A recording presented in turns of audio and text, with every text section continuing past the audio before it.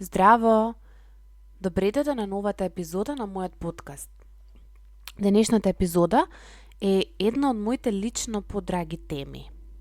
А зошто е тоа така, ќе видите во продолжение. Темата која што денес ќе обработуваме зошто книгите за самопомош не се решението.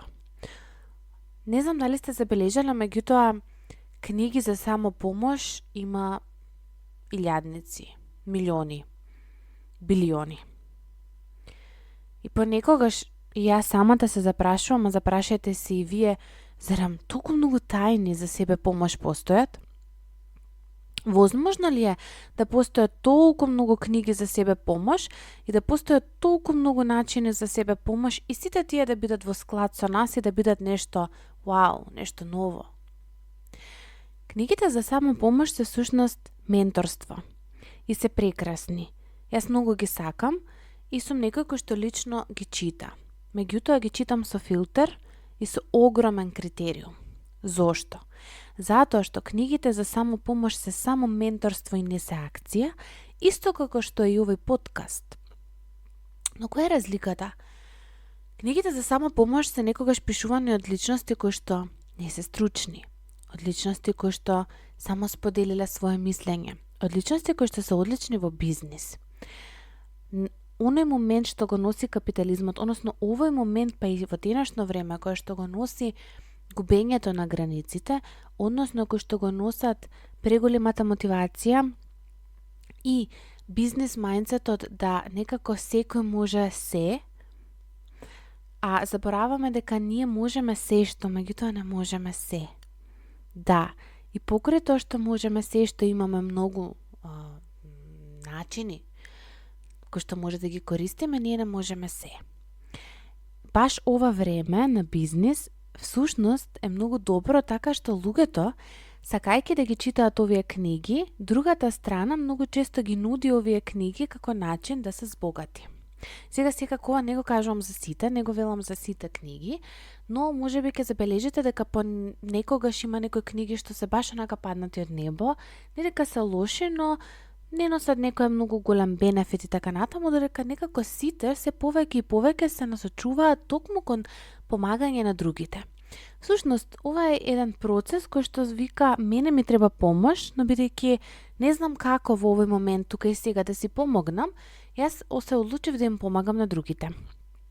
И несвесно почнуваме да даваме некако совети малку избрзано, односно да луѓе пишуваат книги, а не се уште дојдени во степен да точно знаат како се искусило нештото. Значи ќе повторам, менторство, а не е акција. И секако дека не постојат толку многу тајни за себе помош. Не. Значи, може би себе помошта најголемата тајна е токму акцијата. Додека овие книги за себе помош се одлични за водство, друга работа за која што се навистина многу добри и за која што јас многу ги сакам, е тоа што тие ни помагаат да имаме поголема мотивација. А мотивацијата дефинитивно ни е многу важна. Всушност, мотивацијата е токму таа која што нас не е потребна за да почнеме да преземаме некаква акција. Но доколку ние навлеземе само во читање, во пасивно читање, тоа е исто како да гледаме во фитнес канал и да очекуваме да имаме такво тело само затоа што ги знаеме вежбите на памет.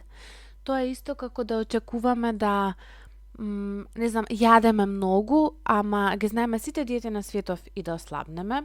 Тоа е исто како да читаме книги за, не знам, електрика и да одиме да читајќи ги книгите станеме електричари. Едноставно без пракса, односно без акција, ние не можеме да направиме промена.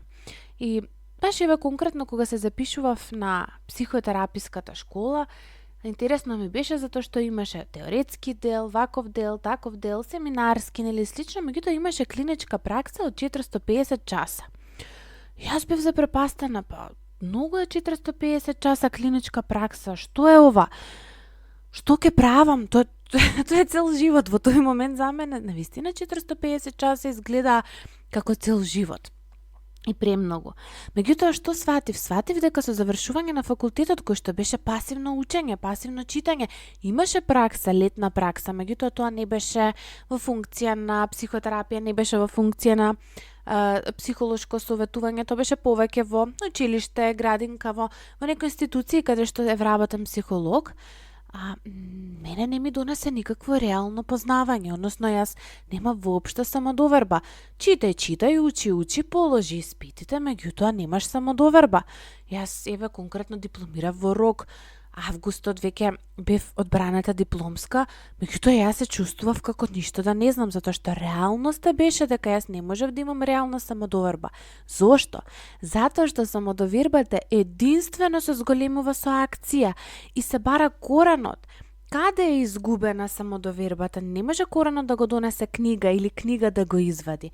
Она што го прават книгите е лажна, односно јас ја викам таа набилдана самодоверба, која што во одреден момент ни е потребна за да можеме да се пројавиме и да излеземе.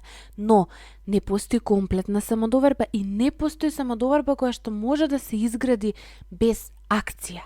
И затоа тоа е многу важно да се знае. Да, книгата мене може да ме насочи, може да ме сензитизира, може да ме освести, може да ме донесе нешто, јас овде имам некаков застој.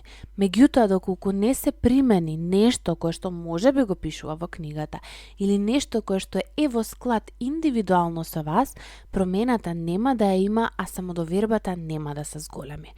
Пак ќе повторам, самодовербата се зголемува само со акција, односно само со искусено задоволство и успех, што значи дека, конкретно ако тргнам од себе, тие 450 часа си како дека ги завршив и знам дека ги завршив многу брзо, затоа што почнав активно да се бавам со психотерапија и не нормално за да можам да ги некако имам. Јас точно сватив што значеа тие часови. Тек после 100-тиот час, можеби 150-тиот час, јас почнав да се чувствувам како да сум, тоа колегите си го викаме на терапевското столче, конечно почнав да се чувствувам посамоуверено. Претходно мислам дека се онесвестував на тоа место, ми се потеа дланките, не можев да бидам потполно присутна, подголтнував, имав стрес и така натаму, значи едноставно невозможно ми беше да јас имам самодоверба и што правев?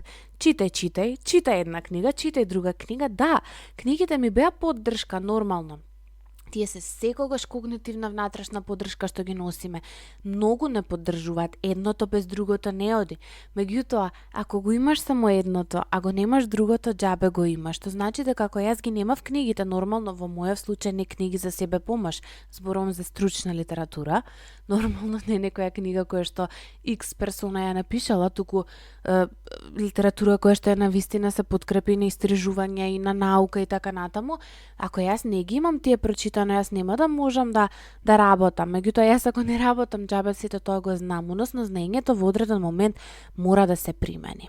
Сега, тоа е мојата професија и зошто ова го спомнав? Затоа што да, некогаш ваквите книги се во склад со професијата која што ја носиме.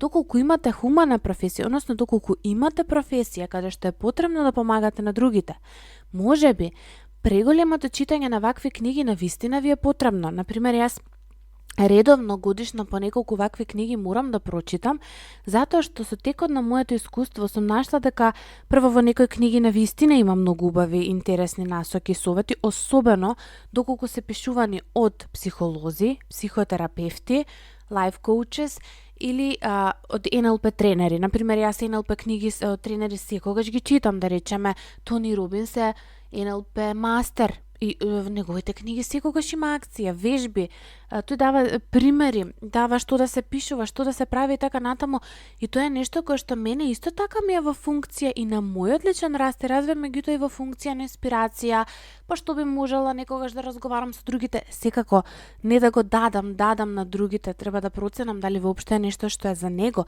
меѓутоа да го имам на ум како една поддршка. Но, доколку вашата професија е нешто скроз друго, што ќе се случи ако читате енормна количина на книги за себе помош? Најверојатно ништо. Односно, најверојатно книгите за самопомош несвесно или ќе влезат во бизнес мајндсет, односно или ќе се набилдате со бизнес мајндсет, како да се заработи повеќе и така натаму, што автоматски веќе не се книги за себе помош, туку се книги за мајндсет, за бизнис, за финанси и така натаму, или ќе знаете како да им кажувате на другите како да живеат, меѓутоа сепак за вас ќе биде многу потешко да дојде промената. Што не значи дека нема да си помогнете. Ќе има голема помош, ќе има доза на огромна помош, но може да се случи да влезете во еден процес, и ја што викам, влегуваме често луѓето во еден процес на толку многу себе рефлексија, на толку многу внатре во себе размислување, што е во функција на наш раст и развој, меѓутоа понекогаш се заглавуваме таму и не можеме да излеземе. Да така што секој чекор што го правиме, почнуваме да го анализираме и почнуваме да се презираме себе си, да се обвинуваме себе си, да пробуваме да се разбереме себе си и некако се губи онаа присутност, односно не си дозволуваме да бидеме присутни во тука и сега и спонтано да живееме, туку напротив премногу почнуваме да размислуваме што, зошто, како, па како другиот изреагирал, што изреагирал, па дали е правилно, па дали е погрешно. Тоа станува со текот на времето толку многу истрпувачки што личноста потполно се губи.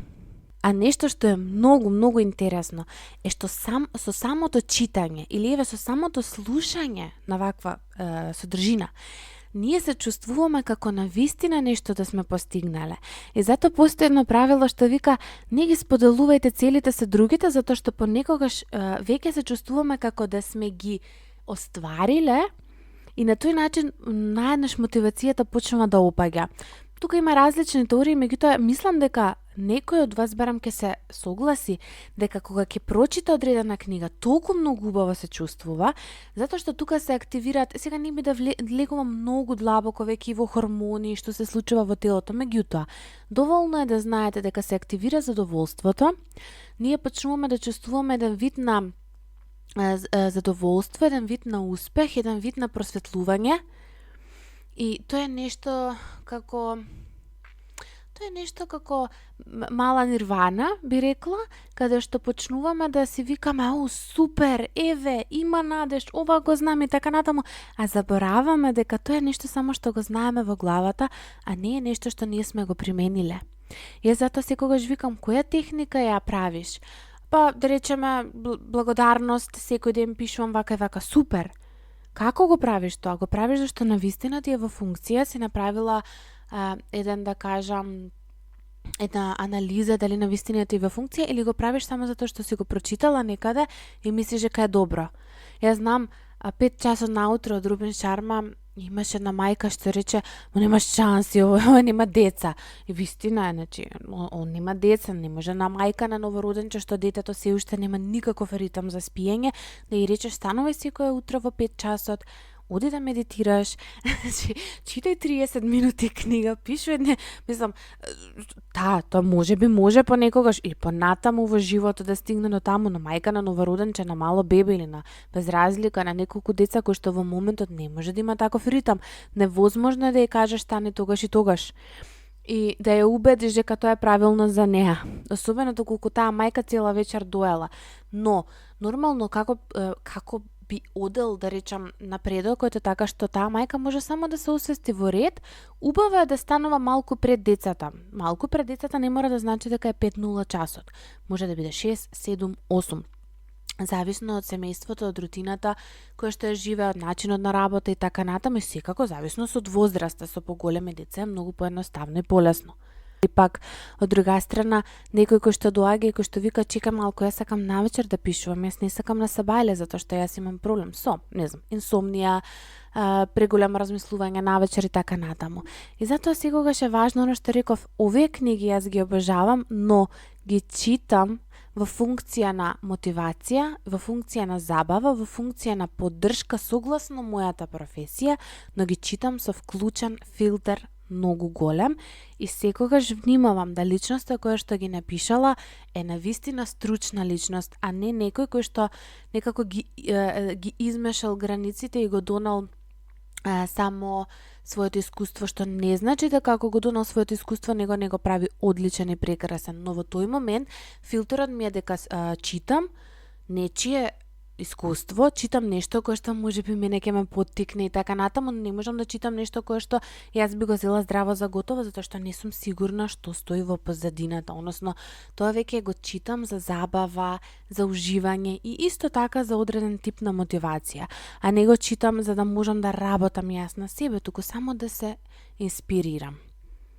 Друг момент што книгите за самопомош знаат да го направат, знаат да не направат некаква промена моментално во мислите, да не донесат моментално чувство, меѓутоа во човекот да се случи да неговите мисли, неговите чувства и неговите акции не се во склад.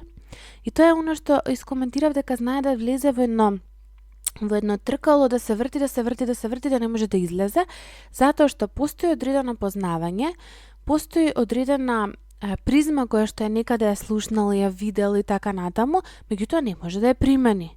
Затоа што во позадина стои негово лично искуство, негови лични трауми, негов личен начин на кој што растел и така натаму, и негова сегашност која што е различна од било која друга и се соочува со момент на ама добро како другите успеале, јас во овој момент не можам. И додека мислите од книгата му доаѓаат и му вика, ама јас треба вака, внатре се случува вулкан и ерупција и едноставно не може. И најчесто тука се јавува една борба внатре во човекот да мисли дека знае се, всушност не е дека не знае ништо, далеко тоа дека не знае ништо, меѓутоа не може да примени ништо. А во моментот има многу големо знаење, но не може, потребно му е пуш, потребно му е туркање, едноставно мислите, чувствата и акциите не му се во склад. Или, например, ќе видите некој кој што акциите му се сосема поинакви, а само зборува и мисли нешто. Сега секако може да се освестени, може да има одредени мисли за нешто, а сепак да ја го прави тоа како акција, меѓутоа доколку е свесен на нешто друго, а доколку не е свесен, дури изгледа и чудно и некогаш страшно отстрана. Сега, некои луѓе се поставуваат и цели, и тоа е убаво. Колку книги ќе прочитам, меѓутоа, кога ги местиме книгите за самопомош, зошто ни е таа цел? Што ние ќе постигнеме ако прочитаме толку и толку книги за самопомош? Че многу е важно да го имаме тој филтер и да сме свесни, значи ако е професија во која што ви треба супер, да станам експерт за помагање, например, да станам не знам, да видам повеќе идеи и така натаму. Меѓутоа, ако не е тоа во функција на мојата професија, тогаш зошто? И тука викам супер, нека се вклучи филтер, што е оно што ви е потребно, какви книги треба за самопомош да се читаат. Значи, што точно ќе се купува од книгите за самопомош како би можело да биде во функција, односно како би можеле да бидат во склад со целта. Од друга страна, од кого ние примаме совет? Дали ти треба совет од спортист ако не си спортист? Да. Нормално дека може да се примени сите, секој од секого учиме. Меѓутоа да речеме, ти си доктор. Дали си сигурен дека тоа што спортистот ти го носи во однос на, не знам, пример, успех, е тоа што ти треба? Дали ти е потребен совет во овој момент од бизнисмен ако не си бизнисмен? Можеш ли тоа да го примениш? Лесно применливо ли е? Или е баш онака дури као, вау, ја не знам ова дали би можела да го направам. Дали ти треба председател, ако ти не си на функција на председател? Дали ти треба од менаџер, ако ти не си на функција на менаџер? Дали ти треба од работник, а ти си на функција од менаџер? Значи, тука е многу важен тој критериум, од кого ние примаме. Што е оно кое што за нас навистина е потребно. Зошто? Затоа што најчесто во книгите има, пак се прави вака и вака, ова и ова е правилно, ова и ова е вака, меѓутоа, тоа може да е само предлог. Тоа не мора да значи дека е правилно и дека е добро тука и сега. Зошто? Зашто пак ќе повторам, клиенти кои што многу читаат ваква литература, многу често знаат да се збунат, да дојдат на терапија и да сватат дека да, они можат се што, но не можат се. И се губат себе си и престануваат да бидат автентични, затоа што се толку многу инспирирани од тоа што го прочитале, да сакаат да станат тоа што го гледаат, а забораваат да постават лични граници, да погледнат а што сакам јас да направам. Сега, ова нормално не се јавува кај сите, се јавува кај некој, да многу се инспирираат од учителот и да сакаат да станат учителот, а забораваат дека учителот само пренесува своја призма, а истата е убаво да се примени на било која професија која што е за нив добра. И ние многу често ова го правиме, знаеме да се врземе за другите, да ги идеализираме и да не сме сигурни што точно сакаме да бидеме, што точно сакаме да имаме или да работиме и така натаму, туку го правиме оној што го гледаме кај другиот, што можеби за другиот во тој момент било вистинско, било прекрасно, му донело многу напредок, но исто така многу нешто што е важно и што е убаво да го имаме во филтер е да знаеме колку години, да речеме, му носи напредок или колку долго му носи напредок. Што е напредок? Дали е напредок 1 година само? Дали е напредок 2 години само? Или пак напредокот ќе го мериме во малку подолг период. Зошто? Затоа што природно се случуваат катастрофи, несреќи, неочекувани работи и така натаму, кои што знаат да ни изместат и да не раздрмаат, и многу често луѓе кои што имаат само неколку месечен успех, при најмал пат знаат тотално да се размрдаат и сето тоа кое што мислеле дека за нив било реално, вистинско и добро, да го променат. И сега, јас ќе повторам, книгите за самопомош се прекрасни. Книгите за самопомош може да бидат многу во функција на поддршка, на помош, на едно свестување, да не донесат, да не вратат кон некој темел, да инспирираат во нас многу работи, но многу е важно да имаме реална цел зашто тоа го правиме и што е на кое што ни е потребно, а не само во функција на постојано да си бараме себе си мани, критики или да се подобруваме некаде каде што не мора да се подобруваме. И никогаш, ама никогаш да не се гледаат само во функција на забава, затоа што тие знаат навистина многу да исцрпат, а книги за забава се некои други жанрови, би рекла. Овие книги гледате ги како нешто кое што е мотивационо, како нешто кое што може би е во поддршка, како нешто кое што може да ви инспирира, но не како решение. Затоа што решението секогаш се наоѓа во акцијата. Решението никогаш не е лажна самодоверба, никогаш не е нешто кое што е само внатре, туку решението е оно што се гледа од надвор. Не заборавајте дека книгите може да не поддржат, сите книги. Едукацијата може да не поддржи. Се што имаме во нас може да не поддржи, но многу е важно да ние го пројавиме, да ние го спроведеме во акција како реално би можело тоа да има некаква цел и некаква мисија нормално, што значи дека ако читаш 10 книги за самопомош месечно, а не менуваш ништо, тие не може да те донесат решение. Решението ќе го видиш во првиот момент кога ќе почнеш да живееш, кога ќе почнеш да го применуваш тоа што го знаеш и кога ќе почнеш да грешиш, да паѓаш, да се сопнуваш, да проверуваш дали е тоа за тебе или не е за тебе и така натаму. Ви посакувам прекрасен ден. Се слушаме во следната епизода. Поздрав!